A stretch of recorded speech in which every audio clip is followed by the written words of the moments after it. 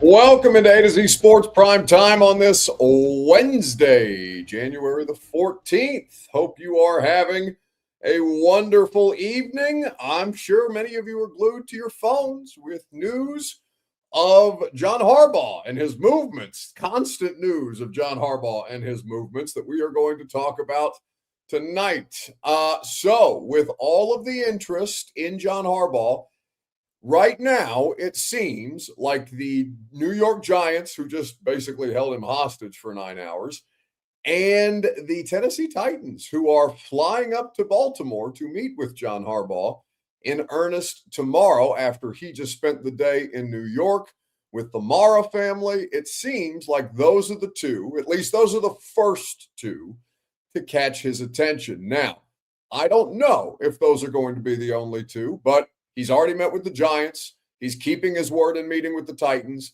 It seemed to be the case today in a lot of the reporting coming out of New York that the Mara family had every intention of not letting him leave. But John Harbaugh, according to reports, and one in particular from Jordan Schultz, says that he is going to keep his word when it comes to meeting with these teams and that he will go through this process and look to find the situation that makes the most sense for him, which it sounds like was always the case for John Harbaugh. So I think that for Titans fans, you should be overwhelmingly optimistic. Curtis says Bro is just meeting the Titans out of pity.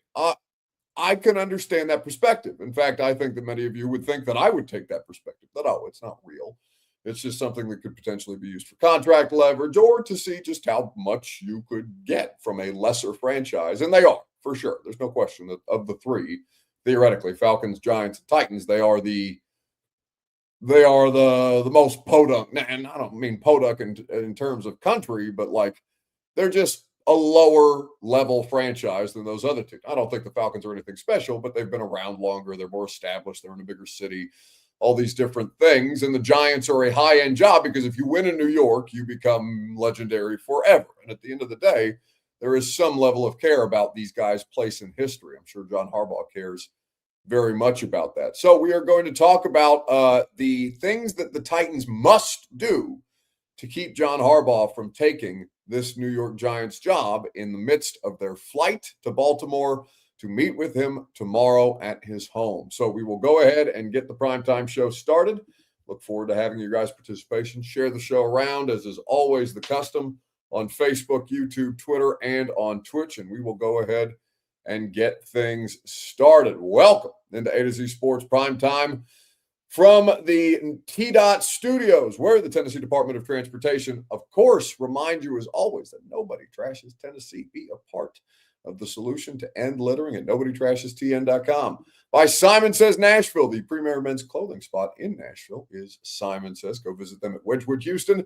They are having their 1-year anniversary party on the 24th. You can go for great deals on all of their great items. SimonSaysNashville.com for more info. Two Rivers Ford, the South's most trusted Ford dealer. In fact, I'm in the market for new tires. There's no better place to get your next set of tires than Two Rivers Ford. Quality American-made Ford vehicles, award-winning customer service, the South's most trusted Ford dealer at TwoRiversFord.com. And TrueMav Fitness, where your first workout is free. As a Middle Tennessee resident, no workout ever recycled or repeated. TrueMathFitness.com for more information. All right, so there's a lot to look at about the last, I would even say the last hour of John Harbaugh adjacent reporting. So the question that I'm going to ask you guys on this particular evening, Facebook, YouTube, Twitter, and Twitch, what is the most important question the Titans must ask John Harbaugh tomorrow? What do you believe the most important question that John Harbaugh has to answer in the midst of his Titans interview to you? It could be to you. You could be speaking from Mike Borgonzi's perspective. I'm going to talk, more generally about direction. I've got a couple of different things that John Harbaugh needs to be asked about, but it is important that within the last hour, there has been developments as far as John Harbaugh and the Giants, that they've, kept him additional hours for dinner. He was supposed to leave New Jersey 2 hours after he actually did. And so I will read you the latest reporting from a variety of different sources on this, a variety of different outlets on this. And we will start with Diana Rossini.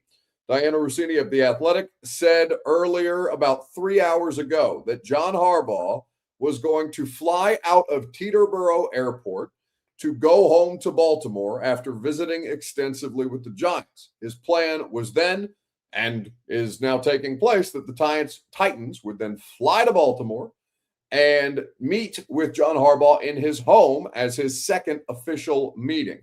The meeting will serve as a formal in-person interview with the Titans at Harbaugh's residence. So that was 3 hours ago. Now, in the 3 hours since, there has been some additional developments specific to the early third round scores. This is pretty funny, from Ian O'Connor of The Athletic. Early third round scores at the John Harbaugh Invitational: Giants 9, Titans 7, Falcons 6, Dolphins 3. He notes, and he's based out of New York, of course, the Maras have moved this tourney to their home course, Westchester Country Club. Remember, the Titans don't forget them, pushing hard Stephen Ross, threatening a jump to live. So a couple of different things, jokes being made about the Harbaugh sweepstakes and all these different things. Live Golf is what he's referencing, not Live the Club. But I also think that's appropriate. And there's a couple of different circumstances to consider here. One, the Giants very much were trying to get this deal done today, and they've been working ahead in their process. Now, both the Titans and the Giants, for what it's worth, have completed in-person interviews with minority candidates. Now, why does that matter beyond the Rooney Rule? Well, that's the Rooney Rule of it all. The Rooney Rule is in place for a reason, right? It is supposed to facilitate the additional consideration given to minority candidates. You can agree with the Rooney Rule. You can disagree with the Rooney Rule. There are obviously ways, many times over, that organizations have skirted the Rooney Rule, such to the effect that the Titans are one of the organizations named in a Rooney Rule lawsuit brought on in part by Brian Flores because of their hiring of Mike Mularkey. But you now have the situation where the Titans and the Giants have both had 2 in-person interviews with minority candidates, removing the Rooney Rule restriction from them, meaning the Titans and the Giants can immediately make John Harbaugh their coach. And so the Giants were very much intent on getting a deal done tonight, to announce it no later than tomorrow. And that is not something that John Harbaugh is going to acquiesce to at this particular point in time, because many people are reporting, and this is something that you would expect out of somebody like John Harbaugh, doesn't have to do it, but will. He's going to take these additional interviews. And by the way, I think he should meet with the Titans. I think he should meet with the Falcons. I think if he's really interested in Miami, you should at least hear Stephen Ross out, because there's a lot of benefits of all of those places. There are obviously drawbacks with each of them too, but none so great that you wouldn't at least want to hear what those 4 organizations have to say. I don't think you have to, do this Steelers thing, even though there was jokes made about what if Tomlin and Harbaugh just switched jobs in the AFC North. By the way, 3 AFC North jobs open, and none of them Cincinnati, which is objectively hilarious, as the Cincinnati Bengals are the ones actively making their star quarterback, the most miserable at this point in time. And the Bengals are just too cheap to eat $15 million or ballpark to fire Zach Taylor. So the Bengals are holding pat for 2 more years with Zach Taylor, because that's not something that Mike Brown's ever going to do. And it's like the anti-Amy Adams Strunk, right? She's willing to do it at will, and Mike Brown is not willing to do it at all to eat money that way. So anyway, what was reported about the Giants and Harbaugh's meeting today? Had a very productive meeting. Both sides will remain in contact. No deal as of now. Multiple reporters on this. The expectation is that he'll meet with the Titans and possibly, so we've moved from probably the Falcons to possibly the Falcons. Next, it's very fluid right now. So again, nothing's to say that John Harbaugh won't take additional meetings, whether they be the Falcons or otherwise. He can take as long as he wants in this particular process, or as long as he's willing to take, that would not set him back for his next opportunity. So what must the Titans sell him on to make sure that he doesn't just decide, you know what, guys, I really appreciate you making the trip. Thanks so much for doing it in my living room, but the New York Giants is just too good of a job to pass up, so I'm gonna go ahead and respectfully decline, even though you've gone out of your way in the way that the Giants didn't do for me. Listen, John Harbaugh should be able to request anybody to fly to his home in Baltimore to interview him because a lot of people are thirsty for John Harbaugh's services. And that's cool. I get it. But I do think that it's notable that the Giants didn't have to do that, and the Titans are having to do that. Now, I think the Titans should make every effort available to try and hire this man. I think that he's the best possible candidate by a mile. I still am not overwhelmingly optimistic that they'll get the job done. But again, listen, nothing would make me happier than being proven wrong on this. I'm skeptical at this point in time. I think that skepticism is fair. I think it's earned. I think it was earned last year. And by the way, they proved me wrong last year. They hired Mike Orgonzi. That was a huge coup for them, and one of the most important moves to set them up to even be in the running to get John Harbaugh. So I think that there are a couple of different things that they have overachieved at, and I think there's a great many things that they've underachieved at. But somebody on YouTube says, me, pessimistic, shocking. Well, yeah, but guys, you have to understand, your football team's really, really bad at a lot of this shit. Or listen, they have been really, really bad at a lot of this shit. My pessimism was born out of the 4 years that they've spent shitting the bed. They are welcome to, at any point, stop shitting the bed so that I don't view them as pessimistically. I would love to be proven wrong. Nothing would benefit me more. Nothing's better for business than a legit star power coach coming in here and please, God, deliver us from football hell. The city of Nashville, the Titans media, the Titans fan, nothing would make me happier than John Harbaugh being the next coach of the Tennessee Titans. That would be great for me. But I'm still allowed to be pessimistic about this because I think I may be even too close to the situation. I think that I judge them extra harshly because I know way too much about them. And that's one of those things that, I think that I'm okay to say, prove me wrong. Like, just prove me wrong. But otherwise, I'm going to continue to think you're the thing that you've been for the last 4 years. That's fair. Anyway, as we look at John Harbaugh and the things that he must answer by in terms of his interviewing with the Titans and also the things that the Titans must put in front of him, the question that I would want John Harbaugh to answer most is, did you learn any lessons from getting fired? Or what was the biggest lesson that you learned from getting fired? Because he's 18 years into the gig. He's a Super Bowl champion. It would be very easy for John Harbaugh to think, to be old dog doesn't learn new tricks and say, no, I ran a good program. My offensive coordinator was great. My quarterback and my offensive coordinator didn't see eye to eye. And ultimately that was the thing that did me in. Or what I would love to hear, even if it's slight, that there was something that he took away. Getting fired after 18 years on that job and being a champion that way, that's humbling. I don't care who you are. I don't care what your pedigree is. And he's a legend. He is absolutely a legend. He doesn't have to take a path of humility unless he genuinely thinks there were lessons to be learned about the way that things ended in Baltimore. I would want to know how the situation devolved to that point, or if the honest answer can just be, yeah, it was time. It's good for everybody. Like, it was just time. That can happen. 18 years is an eternity in that business. Most of them don't last more than 3. And shit, the last Titans coach didn't even last 2. So I think that when you look at the situation for John Harbaugh, I would just we may never hear the honest perspective from him. He'll be asked that question a million times, no matter if he gets hired in New York by the New York media, if he gets hired in Tennessee, Atlanta. Every reporter, that will be one of the first questions, if not the first question that he's asked is, hey, what happened there? Like, why did things go wrong in that particular situation? Nobody's going to tell me that I had my blue light glasses on. I think that that's a fair question that he has to answer. He's not a perfect candidate by any stretch of the imagination. He's definitely the most qualified. He's overqualified for this particular job, but you need somebody so badly that's overqualified.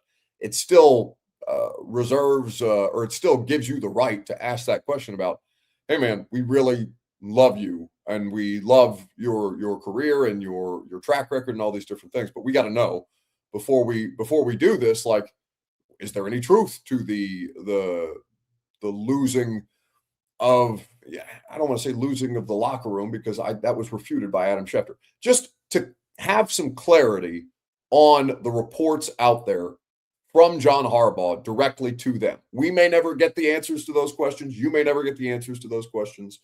But that's the question that he needs to answer in any job interview that he does. Is just generally what happened and what did you learn, if anything? And you would love for him to have said that he learned something, because I think that there are learning opportunities in any moment like that, especially in that profession. So we will see how this plays out. But he is going to meet with the Titans in his home tomorrow, and I'm sure I can't imagine he just does two. But I think that they're making an impressive case for themselves. They have an impressive card to play here. Mike Borgonzi is an impressive individual. I think the search committee that he's put together is very, very qualified. I think the quarterback is exciting. I hate the word potential. It makes me insane because there's just so much unrealized potential over the last 4 years of Tennessee Titans football, and I've cited those things a million times over with you guys before. But I'm okay with looking at Cam Ward and saying, yeah, he's not a finished product, but you can work with that. You can line up and play with that under the right circumstances. And then the cap space thing is real. Like, it's you and the Raiders basically have the same amount of cap space. I really think it's basically the same job, guys. And I know that many of you would be pissed and miserable and cry about me saying that. And you're welcome to cry about that if you want to. But Titans are getting a new stadium. Raiders already have one. Raiders have the number 1 overall pick at quarterback. Titans have the last one. Like, the cap space is similar. The ownership is equally erratic here in the last couple of years. Well, actually, that's not true.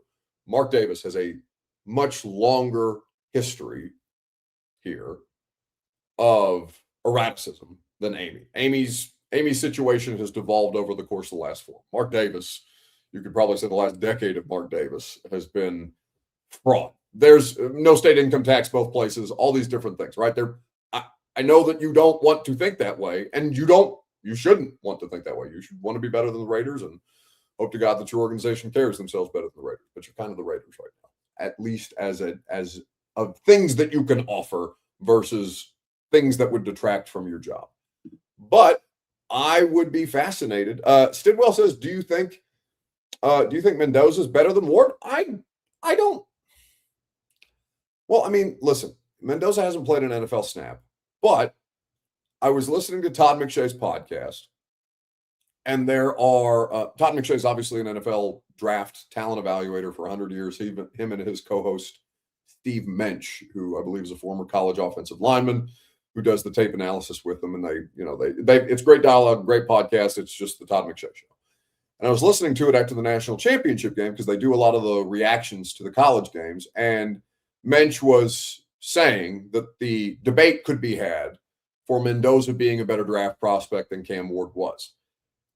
Does that matter?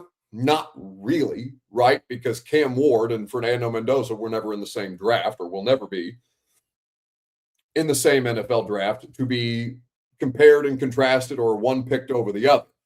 But it just depends on what you're looking for. I think they're different players for sure. I don't think that one is, that there's something about one that is appreciably greater than the other as far as what they were in college. And again, I'm not a tape evaluator. I'm not an NFL scout, right? I'm just somebody who watches football for a living and gives a lot of loud opinions about it. There's nothing discernible to me that says that Fernando Mendoza is a significantly better NFL draft prospect than Cam Ward was, or that Cam Ward was a significantly better draft prospect than Fernando Mendoza currently is. But I'm sure people will have opinions on both sides of things, and by combine, we'll have a consensus on, is this guy the number 1 overall pick this year or not? And that's all that really matters, right? Because he'll be a Raider if that is indeed going to be the case. Now, the thing that you have to consider on this particular situation,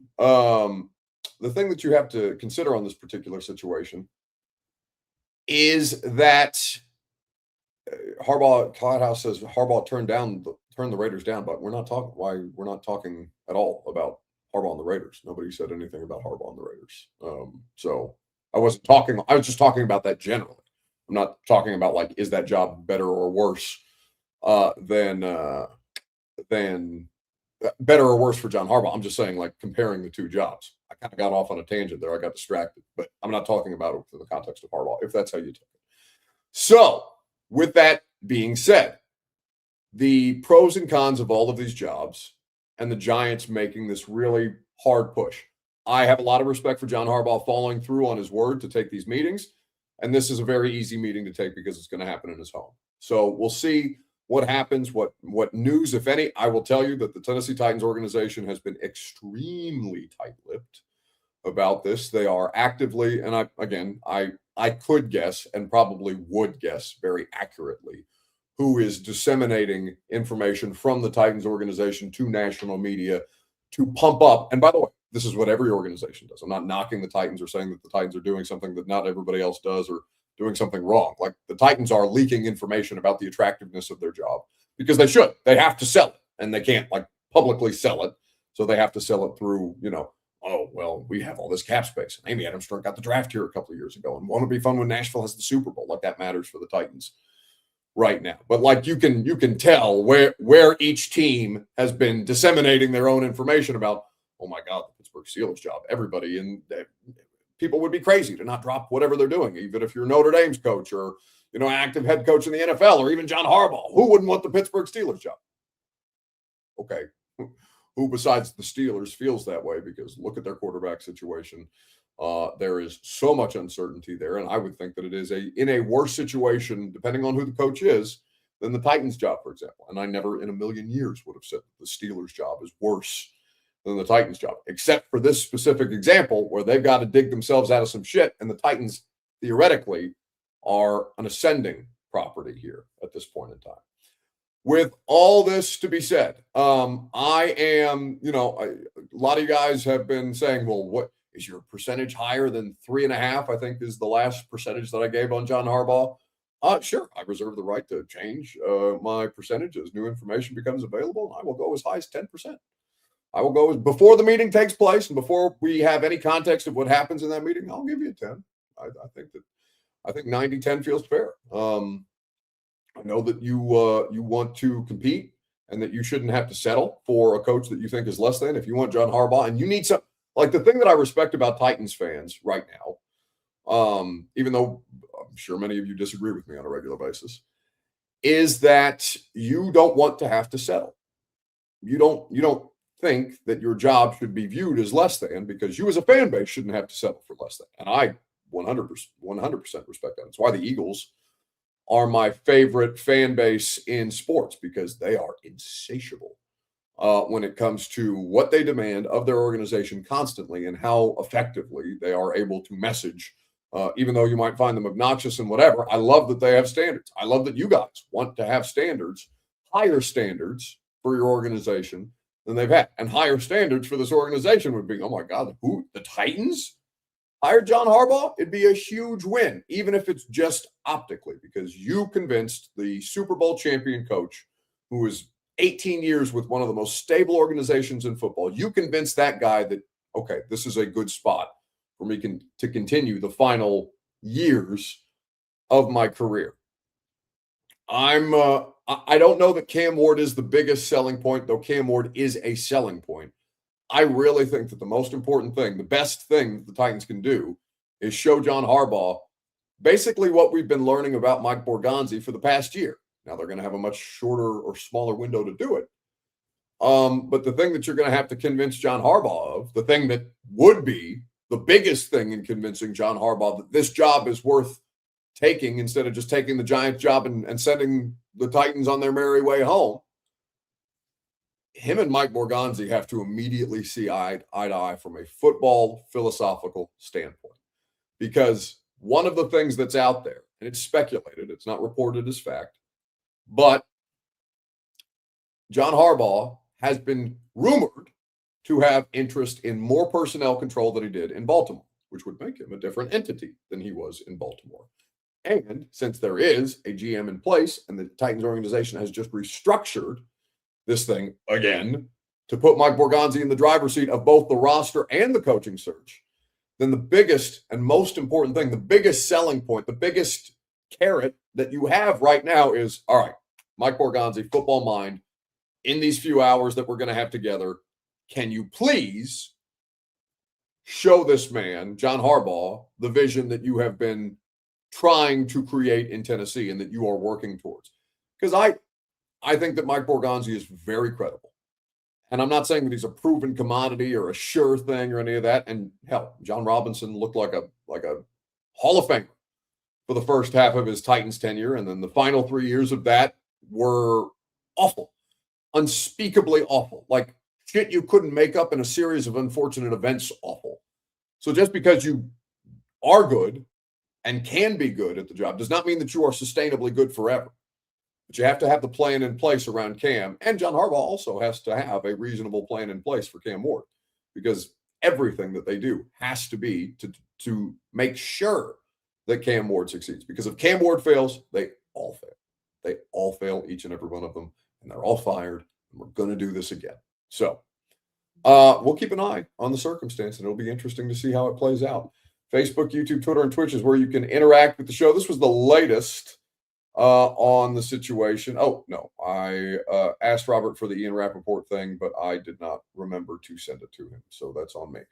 Anyway, there was just some additional details about Harbaugh's flight patterns. You can look it up on Rap Sheet's Twitter timeline at your convenience. A to Z Sports Prime Time is made possible by the wonderful people at TDOT, where the Tennessee Department of Transportation reminds you that nobody trashes Tennessee. You can be a part of the solution to end littering at nobodytrashestn.com. Also made possible by Simon Says Nashville, the premier men's clothing spot in the Gulch. SimonSaysNashville.com for more details.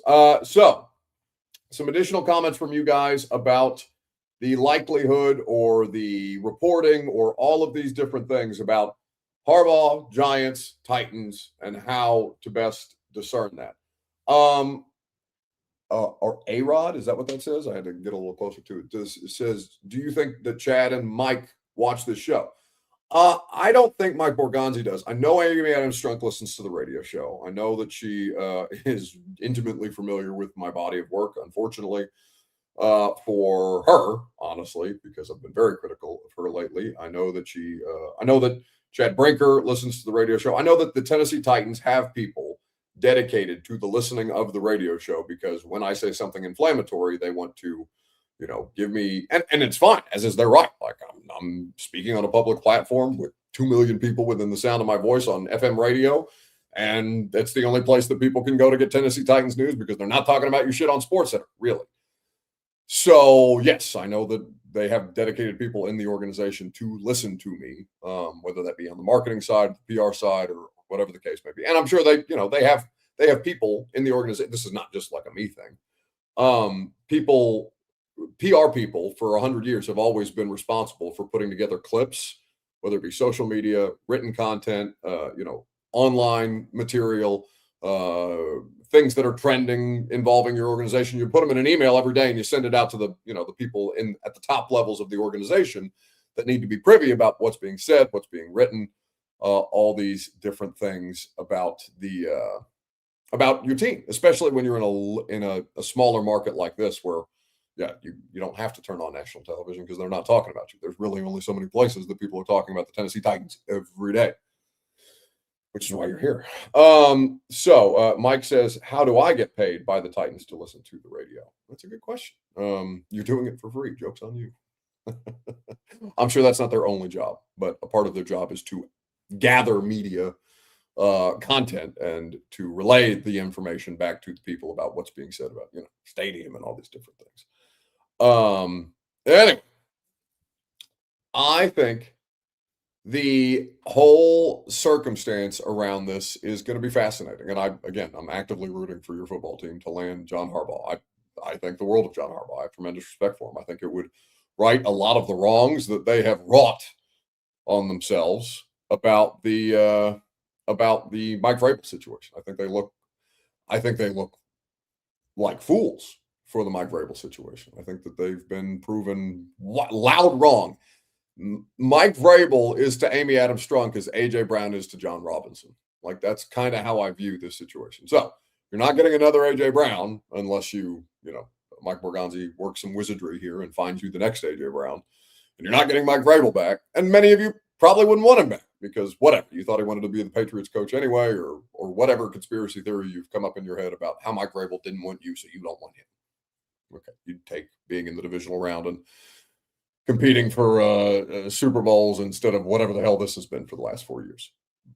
I am very curious to see how they handle this. And I think, listen, it's a credit to that. I don't want to give them moral victories because we do moral victories with them all the time because they don't do actual victories as an organization anymore. But I do give them a tremendous amount of credit for even being in this because I didn't think, I mean, again, I look at this job and think, if I was John Harbaugh, I wouldn't be anywhere near.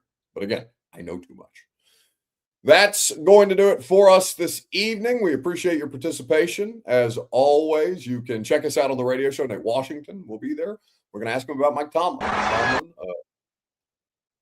What, you just now put in the child fighting video that I asked for, and you weren't paying attention when I asked for the Ian Rappaport thing that I didn't go to earlier? You have anything to say for yourself? What kind of shit are you talking? No, here's what happened. When I backed out, it took it out, and I was like, I ain't going to play it until he needs it. So then I put it in at the end, and then when you didn't go to it, I was like, oh, maybe he forgot about these kids fighting. No, I was covering for your ass. Oh, well, yeah, I couldn't hear you, because I can't just sit here and hold this thing to my ear. What else are you being paid to do? Sit here and monitor things and make sure if not, one thing that I need you to do is sit there for 20 minutes and hold that thing up to your ear. What else are you being paid to do? You didn't play this Ian Rappaport thing either? No, I didn't play it. It wasn't there. It's sitting right there. What do you mean? Look at it. It's buffering. I hate you so much. You have been no help at all tonight. At all. You couldn't even be bothered to text me to let me know that the show was up so that we could do this. It's your show. It's your show. It's your show. That's fine. All right. Here was Ian Rappaport earlier today talking about. Yeah, it sure does. And you're right. I mean, it certainly seems like John Harbaugh will make a decision, pick where he wants to go. Is it the New York Giants? Is it the Tennessee Titans? Perhaps even the Atlanta Falcons, and everyone else will follow in after that. And sometimes that happens with this coaching carousel. You have one big fish, and no one is going to make a move until that fish is caught, I guess you would say. And so what the Giants did, Judy, was full court press on John Harbaugh. Jackson Dart was in the building. You had the building basically cleared out except for the really important people running the search, which was Giants owners, which was Joe Shane, which is Tim McDonald. You had all of the people involved in this search very explicitly dealing with John Harbaugh, giving him a tour, trying to do everything they can to sell Harbaugh on the Giants. Now, they have also been doing this for the last several days on the phone. They've been doing this in person. Harbaugh, of course, met with Chris Mara, one of the owners, a couple days ago at his house. Everything the Giants can do to sell him. We will see over the next couple days if it works. One thing is very clear. The Giants seem willing to do whatever Harbaugh wants to do because that is how badly they want him. We just have not heard yes or no definitively yet, and so we will wait. Seems a whole lot like the Titans have a... So you're telling me there's a chance. You're telling me there's a chance. Yes, I did just tell you that there was a chance for 33 minutes. Except you didn't have your headset held up to your ear, so you didn't hear any of it. And yes, and there was also, as I'm aware, the rising and falling, definitely rising to some people, children fighting in hockey events. Isn't that incredible? Yeah, beat him up! Beat the hell out of him! Beat that kid! Yeah! Oh, they're helping! Oh, big blast! Oh, big blast! Oh, the children are skirmishing! Oh, there's another kid! Bodies flailing! Children's body parts! Dismemberment! Oh, it's havoc! Pandemonium! It's chaos! Someone get these kids a juice box! What's going on? Where are the parents? Someone take away their iPads! Ground them! We sure as hell can't whoop them anymore!